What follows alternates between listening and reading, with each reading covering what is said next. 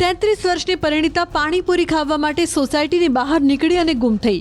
સવારે શોધખોળ દરમિયાન મહિલાનો મૃતદેહ મળી આવ્યો। રંગીલા રાજકોટમાં ફરી એકવાર કાયદો અને વ્યવસ્થાની સ્થિતિ પર સવાલો ઊભા થયા છે। શહેરના ભગવતીપરા વિસ્તારમાં એક પરિણીત યુવતીની ઘાતકી હત્યાથી ચકચાર મચી ગઈ છે। 33 વર્ષના સ્નેહાબેન આસોડિયા ભગવતીપરાના કોપરગ્રીન સોસાયટીમાં પતિ સાથે રહેતા હતા। શનિવારે સાંજે તેમના પતિને પાણીપુરી ખાવા જાઉં છું, ફેક્ટરીમાંથી આવો ત્યારે મને લેતા આવજો તેમ કહીને ઘરેથી નીકળ્યા હતા। જો કે તીક્ષ્ણ હત્યાના ઘા ઝીકેલી હાલતમાં મહિલાનો મૃતદેહ મળી આવતા ખળભળાટ મચી ગયો છે। હત્યાની જાણ થતાં જ બી ડિવિઝન પોલીસ સહિત પોલીસ કમિશનર અને ક્રાઇમ બ્રાન્ચના ઉચ્ચ અધિકારીઓનો કાફલો ઘટના સ્થળે દોડી આવ્યો હતો। પોલીસે હત્યાનો ગુનો નોંધીને હત્યારાને ઝડપી પાડવા અને હત્યા પાછળના કારણો જાણવા તપાસ શરૂ કરી છે। રાતે મને ફોન આવ્યો કે હું પાણીપુરી ખાવા જાઉં છું, તમે એ બાજુથી હાલજો ને મને તેડતા જાજો। પાણીપુરી આપણે આગળ ચોકમાં આવે છે। મને ફોન 7:30 આવ્યો હતો અને મને કે અડધી તમારે કેટલી વાર લાગશે? મેં કીધું અડધી પોણી કલાક થશે મારે। તો મને કે તમે એ બાજુથી હાલજો, હું હાલીને જાઉં છું અને એ કે હાલીને આવતી રહી, તમે રસ્તામાં ભેગા થઈ જાવ તો હું બેસી જઈશ। એ જોઈએ જ નથી હજી અમે કઈ જગ્યાએ થઈ છે શું છે એ અમે। અમારે સંતાનમાં એક બાળક છે 2 વર્ષનો।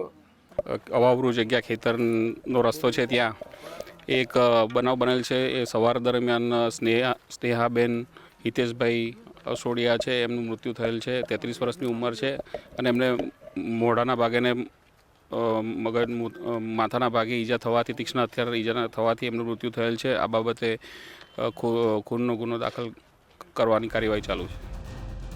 મૃતક મહિલાના પરિવારજનો હાલ શોકમાં ગરકાવ છે। તેમનું કહેવું છે કે તેમને કોઈની પણ સાથે લડાઈ ઝઘડો ન હતો। મહિલાના માત્ર 2 વર્ષના પુત્રએ માતાની છત્રછાયા ગુમાવી છે। જે સ્નેહા નામની એક મહિલા છે તે ગુમ હતી ને ત્યારબાદ તેમનો મૃતદેહ મળી આવ્યું છે। હાલ એમના પરિવારજનો છે, આપણે એમની સાથે વાત કરીશું। આ મૃતક છે, પહેલા તો આપને શું થાય છે? મારી દીકરી છે।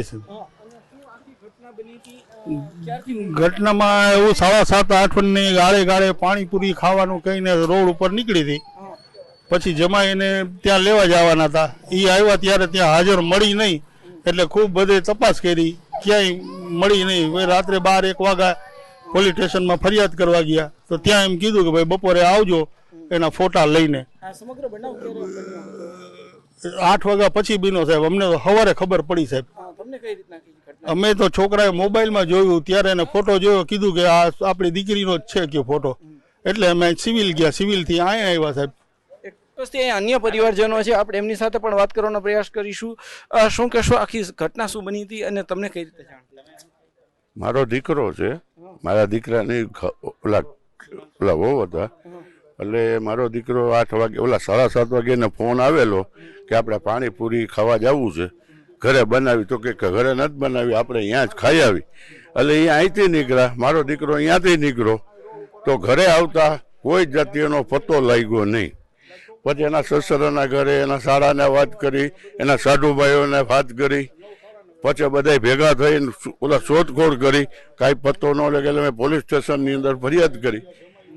પણ તે પછી કાંઈ અમને સવાર સુધી કોઈ જાતિ કાંઈ ઓલા ખબર પડી નહીં। આ જે સોસાયટી છે ત્યાં જે છે અત્યારે પોલીસ દ્વારા જે છે તપાસ કરવામાં આવી રહી છે। કોણે હત્યા કરી, શા માટે કરી, તે અંગે પણ ક્યાંક તપાસનો ધમધમાટ હાથ ધરવામાં આવી રહ્યો છે। ગઈકાલે જે રાત્રિના સમયે જે પાણીપુરી ખાવા ગયેલી યુવતી છે તે ગુમ થઈ હતી ને ત્યારબાદ ઘરે પરત ન પડતા પોલીસ દ્વારા પણ જે છે પરિવારજનો દ્વારા સૌપ્રથમ શોધખોળ હાથ ધરવામાં આવી હતી, ત્યારબાદ બી ડિવિઝન પોલીસ છે ત્યાં તપાસ હાથ ધરવામાં આવી હતી। હાલ અત્યારે સમગ્ર બનાવને લઈને જે છે ક્યાંક ને ક્યાંક પોલીસ છે તે પણ તપાસ હાથ ધરી રહી છે। તો બીજી તરફ પરિવારજનો છે તે પણ ચિંતિત છે, કોણે હત્યા કરી હતી કોઈના પર હાલ અત્યારે જે છે પરિવારજનો શંકા નથી કરી શકતા, પરંતુ જે છે સમગ્ર ઘટનાને લઈને જે છે પરિવારજનોમાં પણ ક્યાંક ભારે દુઃખની લાગણી જોવા મળી રહી છે।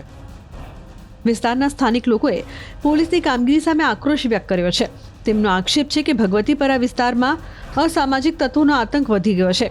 મોડી રાત્રે આ શખ્સો કેક કાપીને અને રીલ્સ બનાવીને આતંક મચાવે છે અને ટોકવા જાવ તો ધમકીઓ આપે છે। સ્થાનિકોનું કહેવું છે કે નશો કરીને ફરતા લોકોના ત્રાસના કારણે તેઓ મકાન વેચીને બીજે રહેવા જવા મજબૂર છે। અમે અહીંયા ડરી છીએ, બીક લાગે છે કે અમને ત્યાં લગીને એવું આવી જાય કે અમારે મકાન વેચીને વયા જવા છે, કેમ કે હમણાં તો 2 મહિનાથી વધારે થાય છે કે મકાન વેચીને અમારે અહીંયાથી વયું જવું છે. કેમ કે એટલી ભયંકર બીક લાગે, ડર લાગે.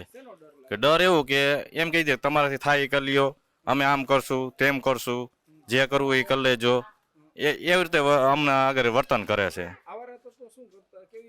એટલે એ શું થોડા જ હજુ ડ્રિંક કરીને આવતા હોય એટલે એના મગજમાં શું ચડી જાય ને એટલે એ બોલવા જ માંડે ડાયરેક્ટ, ગાડું વાળી ધમકી એવું. હા, ધમકી દઈ દે કંઈ કે ભાઈ એ થાશે જ ઈ કે અહીંયા. અને પાછું રોડ ઉપર નીકળે એટલે આમ તાસેથી નજરેથી જ જોવે બધાય, આમ એવું આમ કે આપણે આમ માર નાખે એવું એટલે આપણે બી જાય. એટલે અમારા માહે લેડીઝ બેઠી હોય ને એ એમ કે તમે બોલતા નહીં કાંઈ, એટલે આપણે બોલી નહીં. કેમ કે બોલી તો કજ્યો ઝઘડો થાય.